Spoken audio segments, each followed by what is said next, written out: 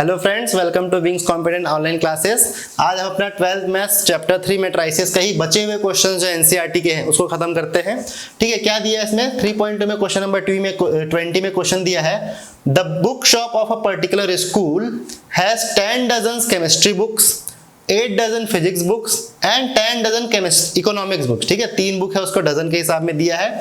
The selling price are 80, 60 and 40 rupees respectively मतलब क्या हो गया, 80 10 डजन केमिस्ट्री के साथ जाएगा, 60 आपका फिजिक्स के साथ जाएगा और 40 रुपीज प्राइस है कितना, इकोनॉमिक्स का एक बुक का। ठीक है, find the total amount the book shop will receive from selling all the books by matrix algebra. ठीक है, मैट्रिक्स अलजेब्रा बोल दिया है तो वही चीज अपने को फिर से करना है। ठीक है, दो यहां पर आपको रो और कॉलम वाले मैट्रिक्स ले लेते हैं। पहले में अपन लिखते हैं बुक्स के लिए। ठीक है, थ्योरी पूरा आपको बनाना है, एग्जांपल अगर आप रिफर कर सकते हैं, अपन यहां पर एक्सप्लेनेशन देखने से क्या होगा। अपने पहले दिया 10 डजन केमिस्ट्री बुक, अगर यहां पर मैं डजन के हिसाब से लेता हूं, पहले 10 डजन फिर 8 डजन फिर 10 डजन। ठीक है, लेकिन यहां पर आपको 80, 60 और 40 के ईच बुक का दिया है तो इसको डजन्स को अपन को क्या कन्वर्ट करना पड़ेगा नंबर्स में। तो ये 120, ये 96, 12 8 96 और ये 120, ये टोटल नंबर ऑफ बुक्स आ गए 1 into 3 में। एक रो है इसका और 3 कॉलम है। ठीक है, ये ऑर्डर हो गया पहले का। सो पहला आपने क्या लिया है, 10 dozen of chemistry, 8 dozen of physics और 10 डजन ऑफ इकोनॉमिक्स। ठीक है, इसको नंबर्स में कन्वर्ट कर लिए हैं और इसका रिस्पेक्टिव जो प्राइस है आपका वो क्या है, 80, 60 और 40। ठीक है, तो ये हो जाएगा 80, 60 एंड 40 और इसका ऑर्डर हो जाएगा आपका 3x1 का। मैट्रिक्स मल्टीप्लीकेशन करना है तो इसका और इसका सेम रहना इक्वल है। ठीक है, अब मैट्रिक्स मल्टीप्लाई करना आपके लिए बहुत इजी चीज है, लेकिन हमको यहाँ पर क्या सीखना है कि क्वेश्चन को आपको मैट्रिक्स के फॉर्म में कैसे कन्वर्ट करना है। ठीक है, तो ये आपने देख लिया। अब इसका मल्टीप्लीकेशन करेंगे तो आंसर कितना आएगा, सिर्फ एक ही एलिमेंट आएगा, 120 इंटू 80 प्लस 96 इंटू 60 और प्लस 120 इंटू 40।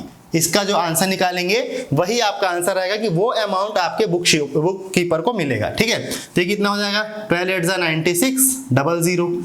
ये आप करेंगे, 0 पहले आ गया है, 6 6 36 कैरी 3, 9 6 54 और 3 57 और ये आ जाएगा 4 इंटू 12 48 और 00। ठीक है, इसको एडिशन करेंगे और ये आपका फाइनल अमाउंट देगा बुक शॉप को, बुक शॉप वाले को 0 6। ये कितना हो जाएगा, 8 और 6 14 प्लस 8 और 6 आपका 14 प्लस 7 21 2। ठीक है, 5 और 4 9 9 9 18 और 2 20,160 rupees will receive by the book shop in selling this books. ठीक है, तो इस क्वेश्चंस को मैट्रिक्स मेथड से सॉल्व ऐसा करेंगे जहां आपका ये आंसर आएगा। ओके, सो अभी तक हमने जितने भी एनसीईआरटी में क्वेश्चन है सारे डिस्कस कर चुके हैं। क्वेश्चन नंबर 13 बस एक आपको और बचा और उसके बाद ऑब्जेक्टिव क्वेश्चन आ जाएंगे तो उसको भी अपन डिस्कस कर लेते हैं। एनसीईआरटी आपका पूरा कंप्लीट हो जाएगा मैट्रिक्स का 3.2 का। ठीक है, तो 13 क्वेश्चन में क्या दिया है, यहाँ पर अपन इसको क्यों स्किप किए थे, क्योंकि मैट्रिक्स मल्टीप्लीकेशन मैट्रिक्स के अलजेब्रा के हिसाब से यहाँ पर एक ट्रिग्नोमेट्री को भी इंक्लूड कर दिया था। ठीक है, तो ये ऑड वन आउट वाला क्वेश्चन था, इसलिए अपन इसको लास्ट में डिस्कस कर रहे हैं। यहाँ पर क्या दिया है, if f of x is equal to cos x minus sine x 0 sin x cos x 0 0 0 1, तो आपको क्या शो करना है कि अगर x के साथ जो फंक्शन बन रहा है उसी फंक्शन को y के साथ बनाए। मींस जहां पर x x x है सब जगह, वहां अगर अपन y y y लिख दें और उससे बनने वाले मैट्रिक्स को इस मैट्रिक्स से मल्टीप्लाई करें तो जहां x और y रहेगा वहां पर x प्लस y आना चाहिए। ठीक है, इससे रिलेटेड दो फॉर्मूला भी यहां यूज होगा तो उसको अपन पहले ही लिख चुके हैं। 1 बाय 1 अपन देखते हैं कि कैसे इसको अप्लाई करेंगे। ठीक है, तो सबसे पहले f ऑफ x तो आपको दिया है, वो हो गया। f ऑफ y अगर अपन निकालेंगे, ठीक है, तो दोनों को लिखते हैं अपन। f ऑफ x आपको क्या दिया है, cos x minus sine x 0। ठीक है, then sine x cos x 0 0 0 1, ये तो हमने क्वेश्चन उतार लिया। अब f ऑफ x की जगह क्या आपको f ऑफ y लिखना है, मतलब जो x का फंक्शन था अब y का फंक्शन हो जाएगा और उसका मल्टीप्लाई करना है। सिंपल सी भाषा में जहां जहां x है वहां वहां y आपको रखना है। cos y minus sine y 0, sine y cos y 0 और बाकी जहां पर कुछ नहीं है वो एज इट इज रहेगा। क्लियर, अब मल्टीप्लीकेशन करेंगे अपन। ठीक है, तो फर्स्ट एलिमेंट का फर्स्ट एलिमेंट से ये x है और ये y है तो cos x into cos y, पहला चीज। ये माइनस और ये प्लस, तो plus minus minus sine x sine y और प्लस 0, ठीक है। इसकी वजह से माइनस आ गया और ये 0 आ गया, पहला एलिमेंट। फिर फर्स्ट रो को सेकंड कॉलम से करेंगे तो कॉस इंटू साइन, माइनस लगा दिए पहले, minus cos x into sine y. इसकी वजह से फिर माइनस लगेगा sine x into cos y, sine x into cos y, और यहां पर हो जाएगा 0 प्लस 0, ये हो गया। तीसरा element cos into 0 0, sign into 0 0, 0 into 1, ये हो जाएगा आपका 0। ये आपका पहला रो पूरा इसमें बना है, ठीक है। अब दूसरे को लेंगे sine x into cos y, sine x into cos y, फिर कॉस प्लस आएगा cos x into sine y, cos x into sine y, 0 into 0, ये आपका as it is 0। Simple matrix multiplication जो हम सीख चुके हैं उसी को 1 बाय 1 कर रहे हैं। Sine x into sine y minus में है, minus sine x into sine y, ठीक है। Cos x into cos y plus आ गया यहाँ पर cos x into cos y, और 0 प्लस 0 दैट इज 0। लास्ट वाले element sine into 0, cos into 0, 1 into 0, ये पूरा आपका 0 आ गया। Clear. Last element 0 0 0 that is 0, direct लिख दे रहे 0 प्लस 0 प्लस 0 लिख सकते हैं आप चाहें तो। फिर 0 0 0, ये भी वही हो जाएगा 0 plus 0 plus 0, 0 into 0, 0 into 0, 1 into 1, 0 plus 0 plus 1, ठीक है। अब ये आपका जो रहता है cos x into cos y minus sine x into sine, plus 0 का कोई मतलब नहीं है। ये आपका क्लास 11th का ट्रिग्नोमेट्री का फॉर्मूला है। वो क्या होता है, cos a cos b minus sine a sine b, ये कंबाइन मिला के देता है आपको cos of a plus b। इस क्वेश्चन में वो x और y है, cos x cos y minus sine x sine y। तो ये पहला एलिमेंट आपको दे दिया cos of x plus y, ठीक है। यहाँ प्लस रहता तो यहाँ माइनस आता है, ऑलरेडी यहाँ माइनस था तो वहां हमने प्लस लगा दिया। ये वाला क्या बन गया cos x sin y sin x cos y। यहां पर देखिए cos वाले में क्या cos cos एक साथ, sin sin एक साथ, sin वाले में sin cos cos sin, ठीक है, अलग अलग एंगल के साथ। इन दोनों में माइनस है, 0 का तो कोई मतलब नहीं, माइनस कॉमन निकाल लिया तो ये क्या बन जाएगा, पहले अपन लिख लेंगे cos sin sin cos, आगे पीछे लिखेंगे sin a cos b plus cos a sin b, तो ये आपका बन जाएगा sin of x plus y, minus common निकाल दिए। क्लियर हो रहा है चीजें, ये दोनों माइनस कॉमन निकाल देंगे तो प्लस हो जाएगा। अभी तो आपको समझ आ गया ये प्लस हो गया।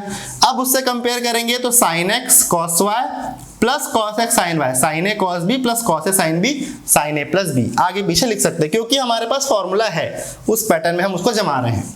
ये आपका एज इट इज 0 आ गया, ठीक है, 0 0 0। सेम इसमें करेंगे sin x cos y cos x sin y, simple आपका आ जाएगा sin of x plus y, ठीक है। इसमें क्या है आपका, फिर से वही ऑर्डर चेंज करेंगे, cos a cos b minus sin a sin b, तो cos of a plus b, ये 0 ही है, ठीक है, 0 0 1 0 0 1। तो ऐसा करने से हमको क्या पता, जो ओरिजिनल क्वेश्चन था जहां जहां पर आपका x था आंसर में, वहां पर वो x प्लस y आ गया।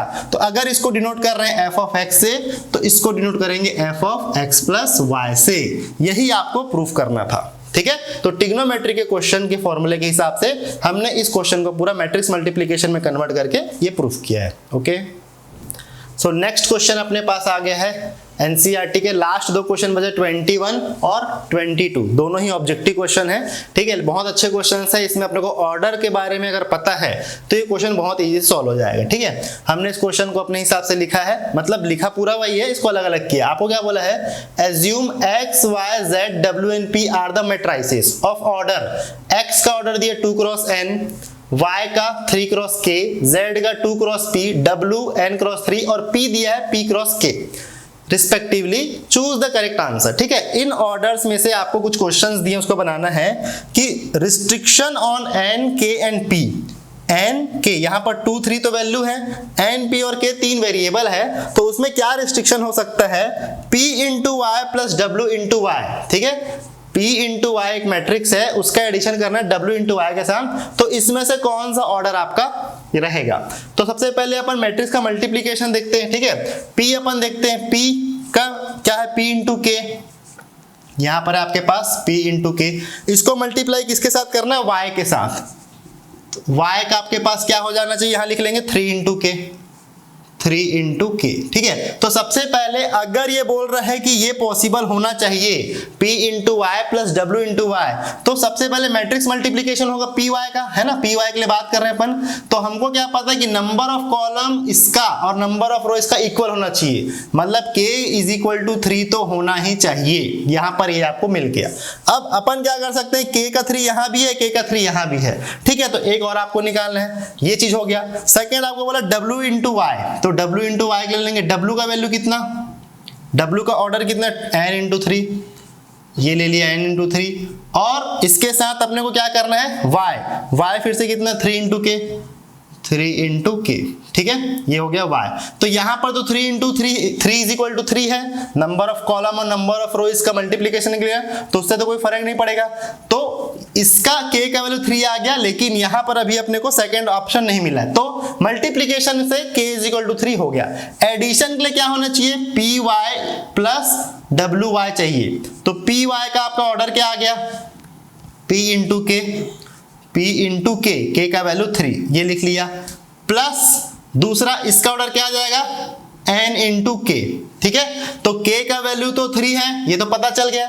एडिशन करने पर क्या होता है कि किसी मैट्रिक्स का ऑर्डर उसी मैट्रिक्स के ऑर्डर का अगर कोई दूसरा वैल्यू तभी ऐड और सब्सट्रैक्ट होगा। ठीक है, मल्टीप्लिकेशन का हमने ये कंडीशन देखा है। एडिशन और सब्सट्रैक्शन में क्या होता है, सेम ऑर्डर के मैट्रिक्स का ही सेम ऑर्डर के मैट्रिक्स के साथ एडिशन या सब्सट्रैक्शन हो सकता है। तो k का वैल्यू तो 3 के इक्वल हो गया है, यहां पर p और n का भी आपस में इक्वल होना जरूरी है, तभी ये एडिशन पॉसिबल हो सकता है। तो इस केस में ऑप्शन ए इसका आंसर रहेगा। ठीक है, एक बार और अपन समझ लेते हैं। पहले p और y का मल्टीप्लिकेशन को पॉसिबल देखे हैं अपन, हमने को चाहिए था py प्लस wy, तो p इंटू y का हमने देखा है, जिससे हमको पता चला कि k का वैल्यू 3 के इक्वल होना चाहिए। w इंटू y में देखें यहाँ पर तो इक्वल है, तो ये आपका स्किप हो गया, आगे बढ़ सकते हैं। अब इन दोनों के मल्टीप्लिकेशन को एडिशन करना है, तो इसका आंसर हमको पता है, इसका फर्स्ट और इसका लास्ट, p इंटू के यहाँ आएगा, k का वैल्यू 3 हो गया, और या डायरेक्ट p इंटू के भी लिखेंगे तो इससे मैच कर जाएगा। इसका ऑर्डर n इंटू के आएगा, तो इसको यहाँ लिख दिए, तो n की वैल्यू p के इक्वल होगा, तब ये आपका जो ऑपरेशन बोला गया है वो पॉसिबल है। तो k इज इक्वल टू 3 और p is equal to n इस क्वेश्चन का आंसर। ठीक है, सेकंड क्या बोला है कि अगर n is equal to p हो जाता है, option question number 22, n is equal to p हो जाता है, then order of the matrix 7x minus 5z। तो फिर से यहाँ पर एडिशन वाली सब्सट्रैक्शन वाली बात है। 7 इंटू एक्स का ऑर्डर अपन क्या लिखते हैं, 2 cross n minus 5 into Z, 5 यहां लिख लिया, सिर्फ ऑर्डर लिख रहे हैं अपन। ठीक है, z में क्या है आपका ऑर्डर, 2 क्रॉस p। ठीक है, तो एडिशन होने के लिए क्या बोला है कि सेम ऑर्डर होना चाहिए, तो 2 से इक्वल है, यहां पर दिख रहा है कि n जो है वो p के इक्वल होना चाहिए। ठीक है, n जो है वो p के इक्वल होना चाहिए। तो अगर ऐसा करते हैं अपन, तो यहां पर दिख जाएगा कि इसका ऑर्डर हो जाएगा, अगर n is equal to p है, वो तो बोला ही है अगर आपका, तो इसमें कौन सा ऑप्शन मैच कर रहा है आपका, 2 पहले है। ठीक है, यहां पर हर जगह 2 पहले है, तो 2 पहले को लेंगे और दूसरे में n ले लेंगे, तो 2 क्रॉस n अगर होता है तो ये इसका ऑप्शन आ जाएगा। ठीक है, तो आज के वीडियो में हमने एनसीईआरटी के 3.2 के जितने भी क्वेश्चंस बचे थे वो सारा कंप्लीट कर लिया है। ठीक है, इस वीडियोस में हमने क्या देख रहे हैं, मैट्रिक्स का मल्टीप्लिकेशन, एडिशन और इसके सब्सट्रैक्शन देख रहे हैं। आगे आने वाले वीडियो में हम इसके और भी जो टॉपिक्स है उसको देखेंगे। उसमें एक टॉपिक है आपका ट्रांसपोज ऑफ अ मैट्रिक्स, वो क्या होता है उसको जानने के लिए चैनल को सब्सक्राइब कीजिए और हमारे साथ जुड़े रहिए। और वीडियो कैसे लगा कमेंट करके जरूर बताइएगा। Thank you.